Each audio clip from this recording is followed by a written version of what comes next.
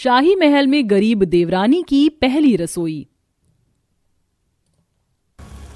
बस बहुत हो गया, ये गया जहर खाने में, जिसे खाने के बाद महाराजा तो जाएंगे ही जाएंगे, ये राजपाट भी मेरा हो जाएगा और उस गरीब देवरानी उर्फ छोटी रानी को इस महल से बेइज्जत करके निकाल दिया जाएगा। इसके बाद सब मेरी मुट्ठी में। छोटी रानी, बड़ी रानी, महाराज आपसे खाने के बारे में पूछ रहे हैं। अलग अलग राज्य के महाराज भोजन कक्ष में भोजन का इंतजार कर रहे हैं, आप ज्यादा विलंब ना करें। दासी, आप बड़े महाराज और राजमाता से कह दीजिए हमने अपनी पहली रसोई का भोजन तैयार कर लिया है, हम अभी प्रस्तुत करते हैं। परोसो देवरानी जी, परोसो। ये तुम्हारी पहली रसोई थी और आखिरी भी। क्या बड़ी जेठानी अपनी देवरानी के साथ राजपाट के लिए ये सब कर रही थी? क्या चंद्रवती की ये चाल काम कर पाएगी? और गरीब देवरानी एक बड़े से महल की बहू कैसे बन गई? ये जानने के लिए हम कहानी में कुछ समय पीछे चलते हैं, जहां सीलमपुर राज्य में एक बड़ा सा महल था और वीरभान सिंह के 2 पुत्र थे, बड़ा बेटा सूर्यभान और छोटा बेटा चंद्रभान। एक दिन वो अपने बड़े बेटे के कक्ष में जा रहा था, जहां वो एक नर्तकी के साथ छेड़छाड़ करते हुए उसे पाते हैं। बड़ी ही बला की खूबसूरत हो दासी तुम, लेकिन अब मैं तुम्हें न दासी बुलाना चाहता हूँ न दासी रूप में देखना चाहता हूँ। ये देखो, मेरे पास अनेक जेवरात हैं, तुम इसे पहन लो। चलो मैं खुद ही पहना देता हूँ। नहीं नहीं, बड़े महाराज छोड़ दीजिए, मुझे समझने की कोशिश कीजिए। मैं अपने परिवार का पेट पालने के लिए नृत्य करती हूँ, मेरे 2 छोटे बच्चे हैं, मुझे जाने दीजिए। क्या तुम 2 बच्चों की माँ हो? लेकिन मुझे तो खूबसूरत अप्सरा जैसी लग रही हो। जाने दीजिए महाराज। हम इस लड़के का क्या करें? ये भूल चुके हैं कि ये इस महल के सबसे बड़े राजा हैं। कितनी बार हमने इन्हें ऐसी हरकत करते हुए पाया है और कईयों के साथ रंगरेलियां मनाते हुए, लेकिन अब और नहीं। सूर्यभान, छोड़ो उस दासी को और तुम किसी से कुछ कहना मत। महाराज। तभी घबराई हुई दासी वहां से भाग जाती है और महाराज अपने बेटे को बहुत समझाता है, जिस वजह से वो उसे राजगद्दी देने लायक नहीं समझता। वहीं दूसरी तरफ चंद्रभान अपने कक्ष में कबूतर के मरहम लगा रहा होता है। लो, अब तुम बिल्कुल ठीक हो। मेरा बेटा अभी तक नहीं बदला। जैसे बचपन में पशु पक्षियों की तुम परवाह करते थे, आज भी बिल्कुल वही हो। अब हम तुम्हारे लिए बहुत चिंतित होते हैं, तो राज्य का भार तुम्हें संभालना है, इसलिए तुम विवाह कर लो। पिताजी, आप जानते हैं ना, मैं इतनी जल्दी विवाह नहीं कर सकता। अगर सब कुछ मुझे ही संभालना है तो मैं चाहता हूं मेरी पटरानी ऐसी हो जो काफी समझदार हो। मैं ना हूं तो राज्य को अच्छे से संभाल ले, बिल्कुल जैसे राजमाता संभालती हैं। मैं तुम्हारे इस निर्णय से सहमत हूं और जैसा तुम चाहते हो वैसी कन्या को भी हम जरूर ढूंढेंगे। यही बात राजा अपनी रानी से कह देता है। महाराज, अगर आप भी यही चाहते हैं तो हम अपने बेटे के लिए एक पढ़ी लिखी समझदार बहू को जरूर ढूंढेंगे। मंत्री जी, कक्ष में प्रवेश कीजिए। तभी राजमाता के कहने पर मंत्री कक्ष में आकर सिर झुकाकर प्रणाम करता है। जी राजमाता, कहिए। मंत्री जी, आपको हमारा एक काम करना है। राज्य में आपको एक ऐसी लड़की की तलाश करनी है जो सुंदर, कम भी चलेगी, लेकिन बुद्धिमता उसमें तीव्र होनी चाहिए, ज्यादा पढ़ी लिखी होनी चाहिए। हमारे चंद्रभान की पुत्रवधू बनेगी। जी राजमाता, मैं आज ही तलाश जारी कर देता हूँ। फिर मंत्री रथ से राज्य के बीच निकल जाता है, जहां वो सबसे ज्यादा पढ़ी लिखी लड़की को ढूंढता है और वो ये तलाश 2 दिन तक जारी करता है। अंत में उसे एक वैद्य की बेटी पल्लवी मिलती है। लड़की, हमें पता चला तुम विद्या में बहुत तेज हो, इतनी पढ़ाई किस लिए कर रही हो? अरे मैं तुम्हें बताना भूल गया, मैं महाराज का मंत्री विदुर हूँ। जी, मैं अपने पिताजी के साथ वैद्य की जानकारी हासिल करना चाहती हूँ, इसलिए इतना पढ़ती हूँ। ठीक है, चित्रकार, जल्दी से इनका चित्र बनाकर मुझे दो, मुझे राजमाता को देना है। पल्लवी की तस्वीर बनाकर मंत्री को दे देता है और मंत्री सारी जानकारी के साथ पल्लवी की तस्वीर राजमाता और महाराज को दिखा देता है। ये लड़की तो बहुत गरीब है, चेहरे पर ज्यादा चमक नहीं है, लेकिन सुंदर है, पढ़ी लिखी भी है, पर एक गरीब घर की लड़की हमारे महल की राजरानी बने, ये कुछ ठीक नहीं लग रहा। इसलिए मैं इस लड़की की कुछ परीक्षा लूंगी। मंत्री जी, इस लड़की को कल आप मेरे दरबार में ले आइए। और मुझे समझ नहीं आता महाराज, आपकी ये तकलीफ कब खत्म होगी जिससे आप फिर से चल पाए। उस युद्ध में आपके पैर पर काफी चोट आई थी। रानी साहिबा, अब ये तकलीफ कहाँ जाएगी? इसलिए तो हम चाहते हैं कि चंद्रभान हमारी राजगद्दी को संभाल ले और शादी कर ले। मंत्री उस गरीब लड़की को दरबार में ले आता है। प्रणाम रानी साहिबा, किस लिए बुलाया है? कुछ देर में तुम्हें सब कुछ पता चल जाएगा। हम तुम्हारी एक परीक्षा लेना चाहते हैं। महारानी, राज्य से कुछ लोग अपनी समस्या लेकर आए हैं, आप कहें तो मैं भेज देता हूं। हाँ, भेजो। राजमाता, मैं बेकसूर हूँ। उन्होंने मेरे पूर्वजों की निशानी सोने के सिक्के मुझसे छीन लिए हैं, जो ये मुझे देना नहीं चाहते और मुझ पर चोरी का इल्जाम लगा रहे हैं। राजमाता, यह गरीब झूठ बोल रहा है। भला इस पर पैसे कहाँ से आएंगे? ये सोने 1-2 सिक्के नहीं, पूरी पोटली है जिसे ये अपनी बताता है, जो कि मेरे हैं, इसके नहीं। इसने मेरे घर से ये सोने के सिक्के चोरी कर लिए थे। हम किसी के साथ अन्याय नहीं करते और गलत करने वाले को सजा अवश्य दी जाती है। इसीलिए बिरजू को कारागृह में बंद कर दिया जाए। राजमाता, ऐसा मत कीजिए। मैं निर्दोष हूँ। ये सिक्के मेरे ही हैं, मैंने चोरी नहीं की है। ये मेरे पूर्वजों के हैं। राजमाता, क्षमा कीजिए। आप किसी एक पक्ष की बात सुनकर फैसला कैसे कर सकती हैं? हम उन सोने के सिक्के को देखेंगे, उस पर चिन्ह होगा, उससे खुद पता चल जाएगा। अगर ये सोने के सिक्के आपके हुए तो मोहन के हुए, नहीं तो वह उस बेचारे के हुए। वाह लड़की, हम तुमसे खुश हुए। सैनिक, सिक्कों का चिन्ह या वर्ष अंक बताओ। तभी सैनिक सिक्कों की पहचान करते हैं। राजमाता, इन सिक्कों पर तो 100 वर्ष पहले का अंक लिखा है। देख लिया राजमाता, ये सिक्के अभी के नहीं हैं। इसका मतलब ये व्यक्ति निर्दोष है। वह सिक्के उसी के पूर्वजों के हैं। हम तुमसे खुश हुए, इसलिए अब तुम हमारे छोटे राजकुमार चंद्रभान से विवाह करके यहाँ की छोटी रानी बनोगी। हमें तुम्हारी बुद्धिमता पसंद आई। क्या इसलिए आप मेरी परीक्षा ले रही थी? हाँ, तुम्हें स्वीकार तो है ना? राजमाता, आप मेरे माता पिता से बात कर लीजिए, बाकी मुझे ये रिश्ता स्वीकार है। और फिर राजमाता पल्लवी के माता पिता से विवाह की बात करती है। इसके बाद पल्लवी का राजकुमार चंद्रभान से विवाह हो जाता है और राज्य में महाराज और राजमाता गरीब और भूखे लोगों को खाना और कंबल बंटवाती हैं। शादी की पहली सुबह सूर्यभान और पल्लवी महाराज का आशीर्वाद लेते हैं। महाराज, अगर आप बुरा ना माने तो मैं एक ऐसा नुस्खा जानती हूँ जिससे आपके पाँव की चोट हमेशा के लिए ठीक हो जाएगी और आप फिर से धीरे धीरे चलने लगेंगे, क्योंकि आप जानते हैं मेरे पिताजी एक वैद्य हैं। ठीक है, तुम वो लेप बना देना। ओहो, देवरानी पहली बार में ही सबको खुश करना चाहती है, पर आज गद्दी तो मैं ही लेकर रहूंगी। पल्लवी, आज तुम्हारी पहली रसोई है। बावर्ची खाने में जाकर शाही भोजन बनाओ, क्योंकि महाराज के करीबी दोस्त और बहुत सारे राज्य के राजा आ रहे हैं। साथ ही चंद्रावती, तुम भी खाना बनाओ। जिसका खाना सबसे अच्छा होगा उसे मैं ये राजपाठ दूंगी।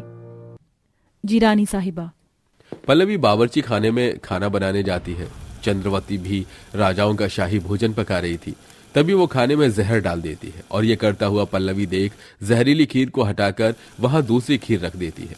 और जब सारा खाना महाराज और बाकी राजाओं को परोसा जाता है तो वो सब लोग बहुत तारीफ करके खाते हैं। अति उत्तम महाराज, अति उत्तम। आपकी पुत्र वधू ने काफी स्वादिष्ट भोजन पकाया है। आप बिल्कुल ठीक कहते हैं महाराज विक्रमादित्य। हमारी छोटी रानी ने काफी अच्छा खाना बनाया है। और खाना परोसो, और भी दी जाए। ये अभी तक महाराज की तबीयत खराब क्यों नहीं हुई? वह जहरीली खीर खाई नहीं क्या इन्होंने? नहीं, क्योंकि वह जहरीली खीर मेरे पास है और आपने महाराज को मारने की कोशिश की, ये बात मैं सबको बता दूंगी। राजमाता, महाराज देख लीजिए, बड़ी रानी साहिबा आपको मारना चाहती थी। क्या? पर क्यों? राजमाता, महाराज, कल की आई लड़की हमें आपके सामने फंसाना चाहती है। हमने आपकी खीर में कोई जहर नहीं मिलाया। अगर ऐसा होता तो आप अभी तक ठीक नहीं होते ना। आप सब खीर खा चुके हैं। ठीक है, अगर मैं झूठ बोल रही हूं आपसे तो आप मेरे हाथ में जो खीर है ये खाकर दिखा दीजिए। खाइए। तुम्हारा दिमाग खराब है? हटाओ ये खीर यहां से। मैं क्यों खाऊं खीर जहर वाली? ये खीर तो महाराज को खानी चाहिए थी। ये सुन गुस्से में राजमाता चंद्रावती पर हाथ उठा देती है। चंद्रावती, हमने तुम्हें अपनी बड़ी बहू माना और तुमने हमारे ही पति के साथ ऐसा करना चाहा। आखिर क्यों? क्योंकि मैं नहीं चाहती थी कि आप ये राजपाट इस देवरानी को दे दो। इस पर सिर्फ मेरा हक होना चाहिए। मैं बड़ी हूं। बड़े होने से कुछ नहीं होता, जिम्मेदारी भी संभालनी आनी चाहिए। और तुमने ऐसी हरकत करके बता दिया कि अब इस महल और राज्य को संभालने के लिए चंद्रभान और पल्लवी ही ठीक रहेंगे। शाबाश पल्लवी, हम तुमसे बेहद खुश हैं। तुमने एक तरह से इस राज्य के महाराज की ही नहीं, हमारे पति की भी जान बचाई है। पहली रसोई का खाना भी बेहद अच्छा बनाया है।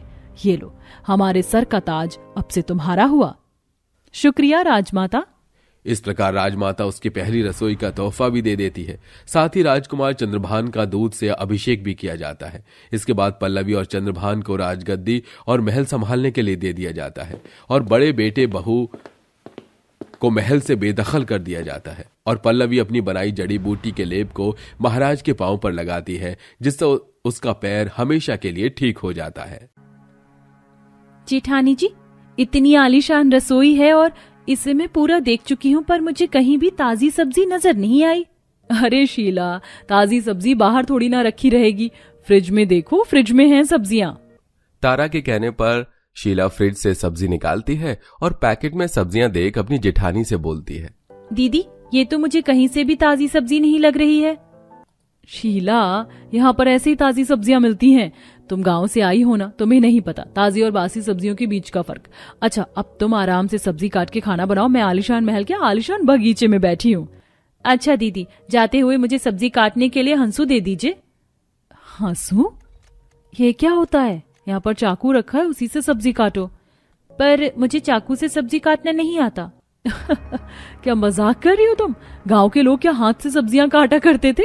अब अपना गंवारपन छोड़ो और चाकू से भी सब्जी काटने की कोशिश करो, जल्दी सीख जाओगी।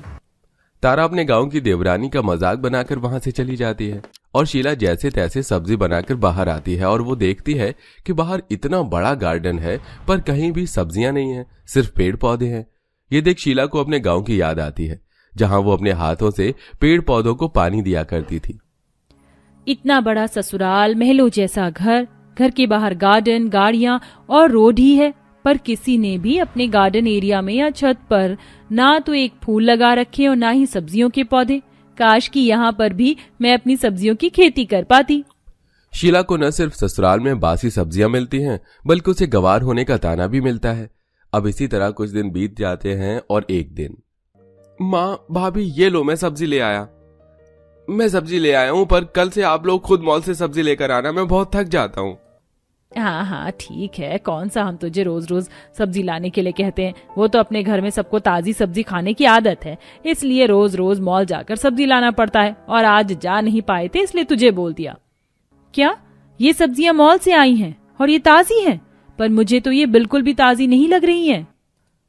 तुम जैसी गंवार को अब ताजी और बासी सब्जियों में फर्क कैसे पता चलेगा?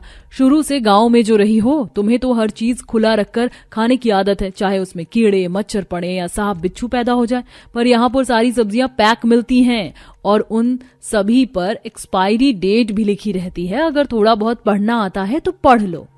तारा की बातें सुनकर शीला को बहुत बुरा लगता है और वो चुपचाप अंदर चली जाती है। ऐसे ही कुछ दिन बीत जाते हैं और एक दिन जब घर में पोछा लगाने के लिए शीला को पोछा नहीं मिलता तो वो अपने पुराने कपड़े से पोछा लगाने लगती है, जिसे देख एक बार फिर अर्चना और तारा उस पर तंज कसने लगते हैं। अरे बहू, हमने घर में मॉप क्यों रखा हुआ है? इस महल जैसे घर में तू कब तक हाथों से पोछा लगाती रहेगी? और ये तो पोछा भी नहीं है, ये किसका पुराना कपड़ा उठाकर घर में ले आई? माँ जी, गलती करी हमने जो गांव जाकर इसकी शादी नितिन देवर से करवा दी। हमने इसका सिर्फ रंग रूप देखा और ये भूल गए कि गांव की लड़कियां कितनी गंवार होती हैं। मैं गंवार नहीं हूँ, सरपंच की बेटी हूँ, पढ़ी लिखी हूँ और हमारा घर गांव में सबसे अच्छा था। अगर गंवार ना होती तो गंवारों जैसी हरकत ना करती। और गांव में कितने ही पक्के घर क्यों ना बन जाए, पर गांव के लोग गंवार ही रहते हैं। हमेशा की तरह आज एक बार फिर तारा और अर्चना शीला का मजाक बनाती हैं और वहां से चली जाती हैं। अब इसी तरह कुछ दिन बीत जाते हैं और एक दिन, बहू, आज तू भी हमारे साथ मॉल चल सब्जियां लेने। तू जब से यहाँ आई है घर में ही रहती है, बाहर जाएगी तो कुछ सीखेगी, क्योंकि मैं नहीं चाहती बाहर के लोग जब हमारे महल जैसे घर में आए तो वो तेरी इस गंवार हरकतों से परेशान हो जाए और हमारा मजाक बनाए। सही कहा माँ जी, क्या पता मॉल की सब्जियां देखकर तुम्हें भी पता चल जाए कि मॉल से ज्यादा ताजी सब्जी और कहीं नहीं मिलेगी। तारा और अर्चना के कहने पर शीला उनके साथ मॉल जाती है, जहां वो सब्जियां और उनके रेट देखकर हैरान हो जाती है। टमाटर 150 रुपए किलो और आलू 100 रुपए किलो। इतनी महंगी सब्जियां। और ये गोभी जो हमारे गांव में कोई पूछता भी नहीं है, ये 80 रुपए किलो। देख रही हो हमारे घर में कितनी महंगी सब्जियां आती है, जिससे तुम बासी बोलती हो और जिसका तुम्हें स्वाद भी पसंद नहीं आता। अब पता चला हमारे घर में ताजी सब्जी आती है ना कि बासी।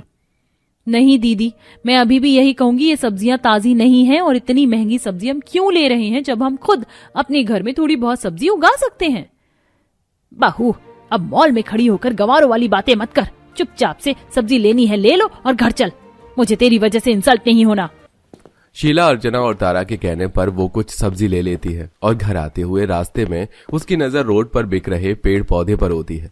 घर आने के बाद जब वो अपना गार्डन एरिया देखती है तो शीला को अपने मायके की याद आ जाती है, जहां वो अपने हाथों से अपने पेड़ पौधों को पानी पिलाया करती थी और खाद दिया करती थी। कितने फ्रेश गाजर हैं मेरे खेत में। आज रात को मैं इन्हीं गाजर को तोड़कर गाजर का हलवा बनाऊंगी। अरे बेटा, तुझे फूल और सब्जियों से कितना प्यार है। तू तो अपना पूरा समय बस यहीं बिताती है। कुछ दिनों बाद तू शादी करके शहर चली जाएगी। पता नहीं तू वहां कैसे अपने पेड़ पौधों को उगाएगी। माँ सही कहती थी, महलों के घर में सुख सुविधा है पर खुशी नहीं।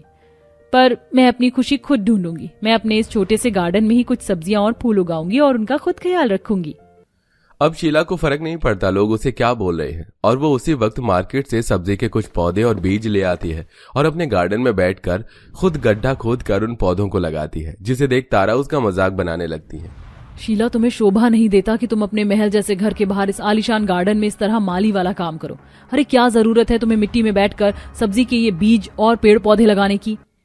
जेठानी जी, अब आप मुझे गंवार बोलो या महारानी, मैंने तो सोच लिया है कि मैं खुद सब्जी और फूल लगाऊंगी और देखना ताजी सब्जी और बासी सब्जी में क्या फर्क होता है। इसका फर्क भी मैं आपको बताऊंगी। मुझे और माँ जी को लगा था कि हम तुम्हें बाहर ले जाएंगे तो शायद तुम अपनी गंवारपंती छोड़ दोगी, पर तुम नहीं सुधरने वाली।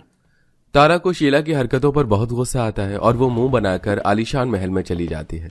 अब इसी तरह कुछ दिन बीत जाते हैं और हर रोज शीला इसी तरह बाहर जाकर अपनी सब्जियों के पेड़ में और फूलों में पानी, केमिकल और खाद डालती है।